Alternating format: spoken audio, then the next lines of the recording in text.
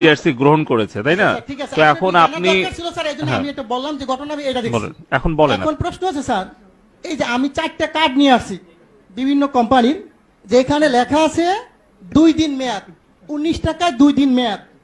এটা হচ্ছে বাংলা লিঙ্ক।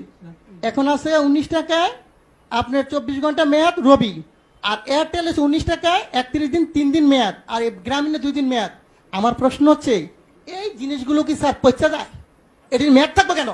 আমার প্রশ্ন হচ্ছে মানুষের টাকা আপনি মনে করেন আমরা যদি 20 কোটি লোক হই, যদি 20 টাকা করে ভরি, আর একদিন সবাই কথা বললাম না, কত হাজার কোটি টাকা এই কোম্পানি নিয়ে যাচ্ছে, সিস্টেমের মাধ্যমে নিয়ে যাচ্ছে। এর আগে আমি বলেছিলাম, একটা নিউজে দেখাইছে 17 মিলিয়ন ভিউ হয়েছে।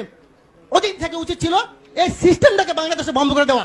আমি বারবার বলেছি গরিব মানুষ ভিক্ষা করে, সে 20 টাকা ভরে। আপনি হয়তো জানেন না, আজকে বললাম সে তার মা মারা গেছে, বাপ মারা গেছে, সে কথা বললো না।